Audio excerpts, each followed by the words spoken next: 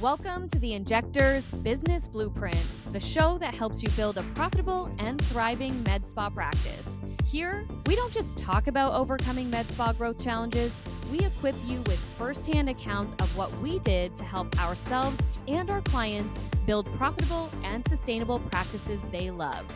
The next step in building a practice you love starts right now.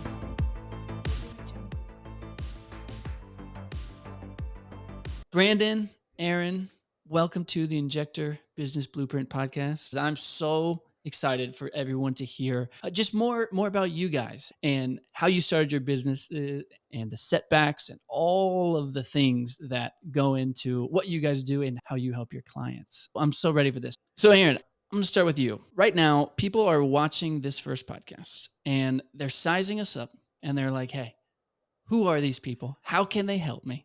I want to know first and foremost, Erin, give me a little bit of your journey from esthetician to med spa consultant. Yeah, absolutely. I grew up in a small town. And so my goal was I wanted to leave that small town as early as possible. And so I became an esthetician. I went to aesthetic school, and that was my ticket out of the small town. But my real dream was really to learn business. I really felt like business was an area I wanted to be a part of, but I was never in an encouraging environment. So I wasn't confident to apply to business school. So I went and I did aesthetics, but I always had it in the back of my mind that I really wanted to pursue the business side of it. And so I knew it's going to take me a few years. So I started out as an esthetician, and the year that I joined, med spas were really becoming a thing. So I then decided I'm going to figure out how can I be a laser tech, and then I became a laser tech so I could work at a med spa. And then I got really good at that part. And then I found my mentor. My mentor was a business guy, a marketing guy. He had masters in both. And so I just really hung out with him as much as possible. I sat in and listened to him negotiate deals on the phone and listened to meetings and spent my free days following and just shadowing him. And so with his med spa company, I went from laser tech to trainer to manager to regional director. Somewhere about 7 years after being in his business, I took a leap and moved to a different country. I then went into luxury hotels and hospitality. I became a spa director for a luxury hotel group. And from there, I applied what I learned in like the smaller businesses that I had worked for, and I tried to apply it to a corporate structure. So I learned a lot about running a corporate type of spa and resort spa. And so I married my business acumen from running like a smaller med spa to the corporate world and got recognized for how seemingly easy, it looked for me to turn around these failing spas within this hotel group. And so I then got asked to work in several different countries, launching new spa openings, recovering spas that weren't doing so well. But I ultimately hit a ceiling about 8 years after joining that company. And what I really wanted to do was take what I had learned over the course of 20 years in various positions inside of my experience and really help the ordinary everyday person who decided to go all in on their med spa dream, on their aesthetic practice dream, and teach them business acumen. I had been through the ringer in terms of experience and what I had learned. So I bottled everything up in 2021 and launched my coaching business. So that's what I do now is focus business coaching on how to run your med spa with numbers, operation, and leadership. Love it. Okay. Brandon, give me the details, man. Oh, how much time do we have? So, what I love about what Erin just said is that it's not one direct path. And we're probably going to circle back to that. I started off as a critical care nurse. And what I liked about critical care was that it was very precise, it was very intense, it was very organized, and I had a lot of bit of control over a little bit of people. And I did that for a couple years. I transitioned into case management for an insurance company, which was more of a personal lifestyle choice because I had worked night shift for about 10 years. Before I was a nurse, I should have predicated that I was a nursing assistant. And I was just tired of it. I needed a life change. The money was good at the time, not all the best attributes, but I got a lot of experience and kind of started to delve into the business side of nursing. Then I did that for about 5 years. And then I transitioned into working for a software company, which was an incredible deep dive into the business side. And then my best friend, Ashley Carmen, opened up a med spa solo ownership right off the heels of COVID in January of 2021. Within 3 months, she was losing her mind. She said, I don't know how to do my website. I don't know how to manage all these leads. I don't know how I'm going to manage my vendor partners. I said, well, I don't know how the hell to do it either, but I'll figure it out. So at the time, she is in Virginia. I'm still in Pittsburgh, Pennsylvania. And for the past 3.5 years now, we have been doing what I've done fractional practice management, where I go on site every other week and I am at home doing a lot of virtual stuff. So I fell into aesthetics by accident. I was a fine connoisseur of injectables management. And it's just continued to evolve since I've really done this full time since 2021. Awesome, guys. So great to hear just a little bit of backstory. Now, it's my job to think about who's listening and watching this podcast. They see you both and like, look, hey, two great looking people. They seem like they really have their stuff together.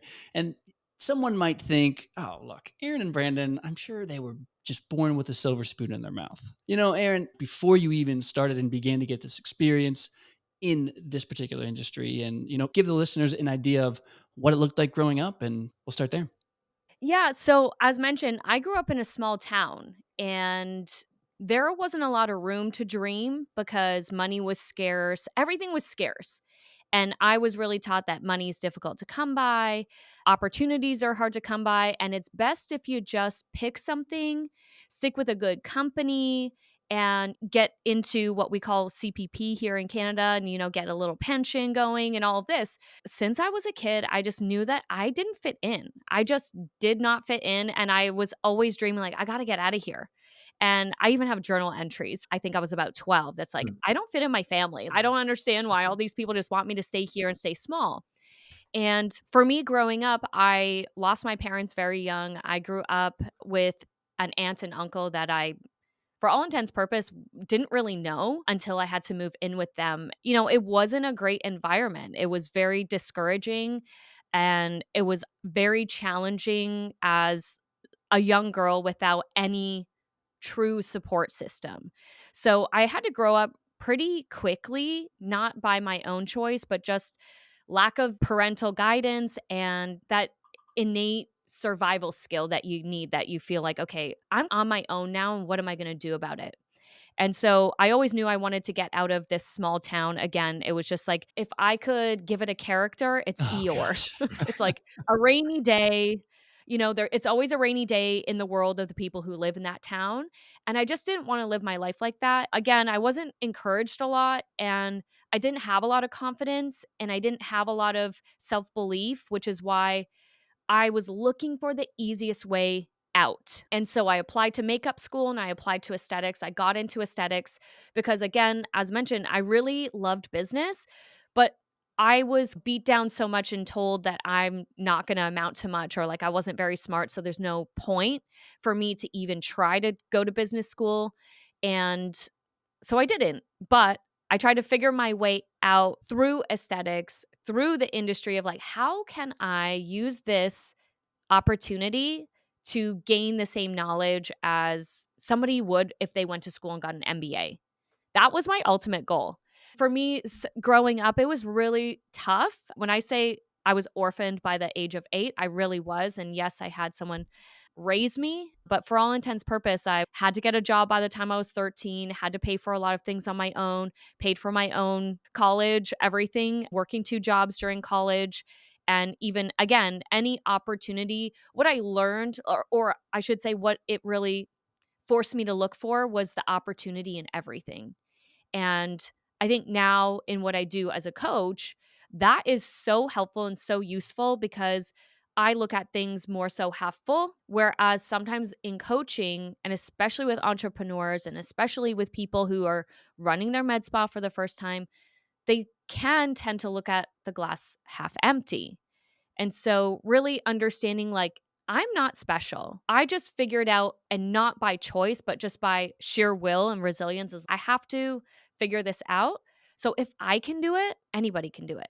I'm not special in that sense. Mm. So yeah, I think for me, my background is it was a struggle, and I've used every single opportunity to get me closer to whatever my ultimate goal is. It changes year by year or decade by decade, but yeah, I've learned to really appreciate and love my story because it really got me to become who I ultimately am meant to be.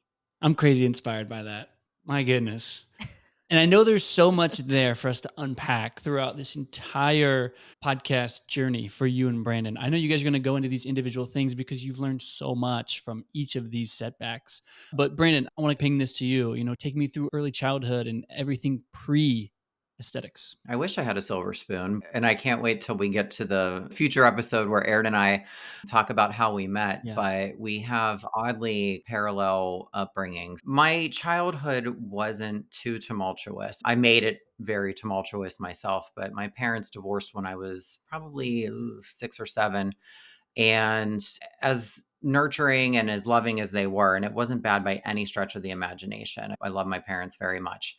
I took it upon myself to be very self starting from the beginning. I didn't really have too much of a push to get good grades or to do this or that, but I had a lot of pressure on myself to perform, to get straight A's, to be whatever I thought I needed to be. And I had a very hard time accepting myself and my sexuality when I was very young. I used my parents' divorce to make opportunities for myself. And that probably sounds really weird, but like if I didn't like one environment, I felt like I could be a little bit of a chameleon and shapeshift, change, move in with the other parent, change school districts, change my hair. Until I got into high school, I kept doing that back and forth because I just didn't like or know who I was or what I wanted. Now I can see that as an opportunity and some other characteristics and character defects that I deal with. But I used it to kind of survive when I was in purgatory with accepting myself and who I was. I got a job when I was 15. I thought that money equated to success, and that is not always the case. But learning those kind of things and going through what I did built and shaped who I am today. And I'm very thankful for that. It made me a hard worker. It made me appreciate things. It made me not ever say that's not my job or that's beneath me because I've done it all. I started off as a nursing assistant. And I would never say, oh, I can't give a patient a bath or I'm too busy to help or care for somebody. I feel like those foundations really speak to what I do today and how I drive and continually evolve myself. And I love when people always say, like, what are you doing now? Or you're doing this, that, and the other thing. What are you going to do next? I'm like, I don't know what I want to do when I grow up. I'll figure it out next year. So, this is one other thing, doing this podcast and meeting wonderful people like you and Erin. It's been amazing. I'm just so happy to be on another chapter of this journey. Mm, so good. I'm sure people are watching this and listening to this and like, okay, why are we going into the story? Like you mentioned, why aren't we talking about how Aaron and Brandon met? Because honestly, everyone has a story. And we know you and Brandon have success in your own right through this particular industry within helping these injectors who want to scale their business and want to build a practice that they love. But the most important thing is that they understand that you all experience setbacks, and I know people are listening to this right now and they're like, oh my goodness, but they don't understand. I mean, I'm experiencing X, Y, and Z. So, Aaron, I want to ping it back to you really fast. Give me a couple examples of some things you experienced that could definitely relate with someone watching and listening. It's interesting when you look back in hindsight, they don't feel like setbacks. You're like, "Oh, I was redirected in the right way." But while it's happening, the first one that just felt so earth-shattering was I applied to aesthetic school, I got in, and I believed that I had sent in the credit card. So back then, before there was like online payments and stuff, we filled out the credit card application on the paper and mailed it in snail mail. I moved towns. I got a roommate, got an apartment, and I'm like on the road to like getting out of my small town. And I show up to the first day of school in college for aesthetics, and I'm not enrolled. Oh, dang. Yeah. And I got no email, I got no mail to say that we didn't receive your acceptance into the program, and I had to then think on my feet. I've already moved, I can't move back, I've prepaid my rent, I have a new job, all of these things, so I went in and, I sought out who was the program director at the time. I think I was 18 years old. Sought out the program director and sat them down and said, "Listen, here's what happened." And I had to give a bit of my backstory as well around the fact that, like, it wasn't my credit card, it was my aunt's credit card who wasn't very supportive, so it wouldn't be a surprise if there was no room Oh, on the geez. card, all of these things, but ultimately, I convinced her to let me into the program and give me a seat because there were only 40 seats, and she was like, "We don't do 41 because there's an odd number, and that means when you pair up, because when you're in aesthetic school, you have to do treatments on each other and all of that." So for me, that could have been a huge setback. Obviously, I could have just decided that, "Oh, I'm not in the program," and given up. But I was like, "I gotta do what I gotta do and convince this person that I'm starting school today. I am not waiting until the next semester or the next year." So that was a really big one in the very beginning of my career. Had I not had that conversation, I don't know that we'd be sitting here. That was a big one. And one other one that really stands out to me when I was moving up the ranks in my corporate spa director career, I really wanted to be the director at the crown jewel of the portfolio of this hotel group. They were opening a new hotel and they were launching the very first wellness, not just spa, but wellness facility. And it was going to be this huge 40,000 square foot wellness facility. It was going to be a market changer and disruptor and everything like that. And I wanted it. And my boss at the time said, "Oh, I wasn't even going to consider you. You're not like a wellness person. You're more spa." Given all the track record of turning around spas in the portfolio and launching spas and helping create other managers and directors. And I just thought I was so let down by it. And for a hot minute, I was like, forget this. I'm like, I don't wanna do this anymore. She doesn't know what she's talking about. These people don't appreciate me for a hot minute. But then I was like, "You know what? That job belongs to me."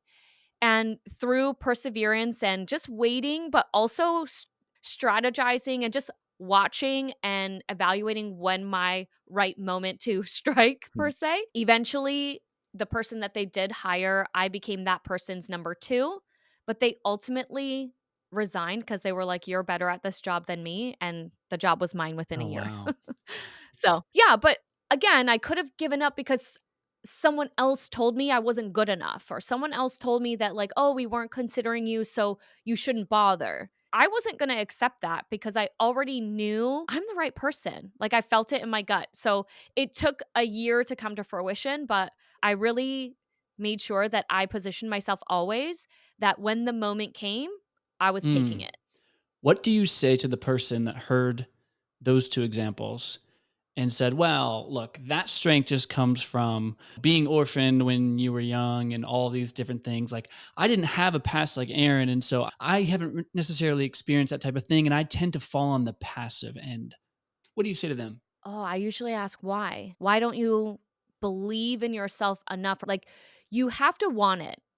And sometimes being passive means that you aren't really sure what you truly want, which is also okay. But at the end of the day, if you know that it's something that you want, I always ask people, why not you? Why should it be someone else? And I think if it's a female, certainly women in business have a harder time finding their voice or standing up for themselves or being a little bit more loud about what they want because they don't want the label that comes with being a loud female. But ultimately, I just say, why not you? And I do explain, I'm not special. I just know when there's something that resonates with me that I feel truly belongs to me. And I will try to exhaust every resource or every way possible to make that happen. And if it doesn't, then I know it's not meant for me. But typically, yeah, if someone says, well, I'm going to let things happen, you have to take action to a certain degree. You can't force things, but you do need to take action. If you are waiting for someone to hand you the job, the title, the location, the staff, whatever it is that you're looking for, you might actually wait forever. You have one life. Time is an unrenewable resource that you will never get back. So if you're waiting on someone else to make your dreams happen, you're going to wait forever. I mean, me and Brandon are about to run through a wall right now. But, I mean, Mhm. that's amazing. That's so good. Brandon, oftentimes people feel like their problems are unique. Give us an example and share with the listener and the watcher some things that you've experienced that are going to make them see, hey, look, your problems aren't altogether unique. I'm a firm believer in the fact that everything happens for a reason, good, bad, ugly, and indifferent. One of the things I was, thinking of, what's my biggest setback while Erin was sharing. And, the one thing that I think really helped to put things in perspective was the first time I went to nursing school, I had a scholarship to a local community college right out of high school. I was very young, very naive, very impressionable, and I let a lot of life influence me while I was going through my first semester. And for me, that involved a lot of alcohol. It didn't really get too bad until like the second half of the semester. And I was always a good student in high school. Like I said, I was great. But like after 11th grade, things started to tinker. And as I was just doing things that probably weren't the most healthy for me, I really drank my way through my second semester of nursing school and I failed. I failed so bad I had to drop out because with nursing, like you can't just fail one class and like pick it back up. Like they make you just redo it the next year. And after that, I felt such feelings of like guilt, shame, and remorse that I didn't go back to nursing for a while because after that, a lot of other life things happened and I just didn't feel confident that I could ever be a nurse. There were so many regrets from my past and what drinking had done to me that I didn't think I could be one. And it took a lot of years, about 4 or 5 more years of just going back to school and then getting the confidence to get the information to know that I could successfully become a nurse. And I still had a lot of repercussions to go through to get my license. It was restricted for a number of years, but I had to go through all of that and deal with that to get where I needed to be. And like Erin mentioned, I wasn't going to sit around and wait for the board of nursing to be like, well, Brandon, you've improved and you've done very well. So we're just going to give you this diploma now. Like I had to put forth the work and I had to go through a lot of things and jump through a lot of hoops to get my license because that's what I wanted. And I'm so glad that I did because I wouldn't be here either. Everything happens for a reason. Brandon, where would you be had you not have put forth the work and not have crawled out of that place? I probably would be a patient care tech working at Western Psych still with crazy people because that's the last job that I had before I left bedside. No, I don't know. I probably would have still been in healthcare in some capacity, just not in the way that I really wanted. Erin, if you wouldn't have pushed forward and talked to this teacher into adding an extra spot into the class, how many less people would have been helped through your consulting med spas? I mean, this is like, these stories are powerful, guys. Yeah, actually, I've never thought about it like that because even before I started coaching, I would have teams of 70, 50, 20, 30 people at a time where you're responsible. You're the mentor, you're the leader, you're the guide, you're the person who's giving them tissue when they're having a bad day or rubbing their back because their boyfriend broke up with them or whatever. So, yeah, I've never actually thought about it, but yeah, it's definitely in the hundreds at this point. I've never really thought about where I would be, or more importantly, I guess I wouldn't really have any kind of impact. And ultimately, I always think about if I don't keep pushing forward with the thing that feels really like resonant with me, I'm going to prove everyone who told me I was going to be nothing, I'm going to prove them right. And like, I'm a bit competitive, and I say a bit, the people who We know me can't for a tell, long time Erin. are like, a bit. But when I really want something, I'm not necessarily very vocal about it, but I do try to like move the stars and everything just to make sure things align as much as possible. But I'm sure that I would have been in some kind of leadership role. I was always called bossy growing up. I don't really think about it because I truly feel like I'm exactly where I'm supposed to be. So I don't bother to spend time wondering where I could have been or should have been. I'm like exactly where I'm Mm, supposed to be. that's so good. Well, and Mhm. the reason I asked that question is because I know there's so many defining moments in someone's story who has reached any amount of success. You can look back at all these moments and you're like, what would have happened had I not talked that 41st spot forward. Brandon, what would have happened if you just would have accepted what was going on with alcoholism and all of those things? You just, you know what, like, whatever. What would have Mhm. been? And so I think about the listener and who's watching right now. And I think about what decisions are in front of them that they are running from. And so really the question becomes, Brandon, what mindset shift do you have to adopt to begin to crawl out of a dark place? Through so many experiences in my life, I just learned that for me, I can't spend time looking in the rearview mirror. I grow and I learn from mistakes. I make them time and time again. I'm an Aries. I'm very impatient. I don't like to ask for help. I'm very self will run riot sometimes. And I just know that about myself. I would rather try to take everything on my desk, hold it in my arms, and still move it with my feet rather than ask someone to help me move my desk. But it's my own fault if I continue to do that, knowing what I know now. But if I spend time looking at, oh, woe is me, I had a DUI, I this, that, and the other, that's great, but it's not going to change anything. It's not going to rewrite the history. It is what it is. And once, for me, I have that acceptance, then I can move on. Is it always fun? Is it always easy? No, it's not. It does take time, but I learn and I grow from those experiences and mistakes and just continue to push forward because that's all we can do. If I live in that, I will sit in that and nothing will propel me forward. Both of you are so wise. My goodness. Aaron, what about you? Mindset shifts. What mindset has to be adopted to be able to accomplish what you've accomplished? The mindset approach that I take now that I didn't really realize I was developing was it would be unreasonable to think I'm good at everything the first time I try. It would be unreasonable to think that I'm supposed to be an expert or that I would get it right. Sometimes when I'm talking with clients and they're like, I should know better. And I'll ask them, like, but why would you?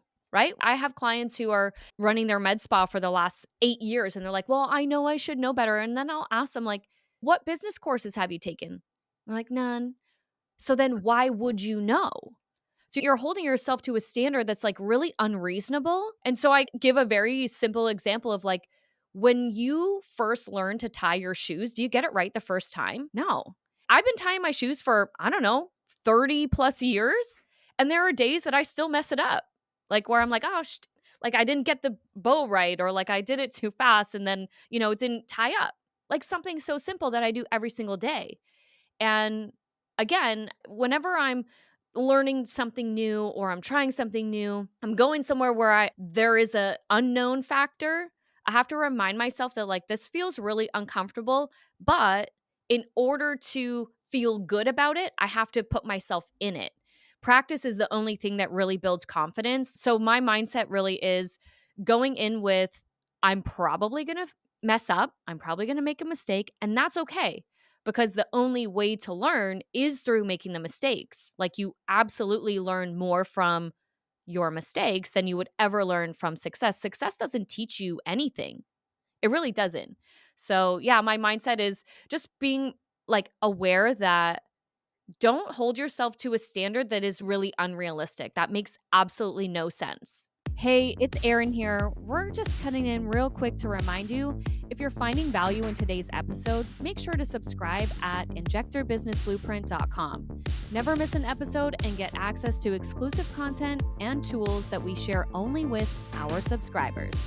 All right, thanks for sticking with us. Now, let's dive back into the episode and keep building the practice you love. Brandon, Aaron, as we conclude this episode, I'm going to ask you a fun question. I love this question.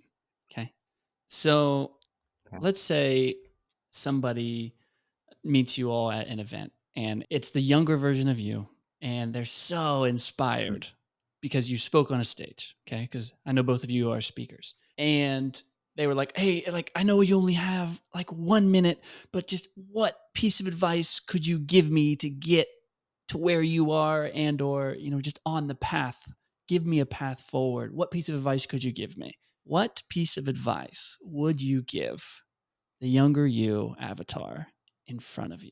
I would say just keep moving forward. That's really it. I mean, that has been monumental in my life. Like I said, I know many people in my life that spend time just dwelling in the past, and that's not going to do you any good. So, learn from those mistakes and just keep doing the next right thing, keep moving forward.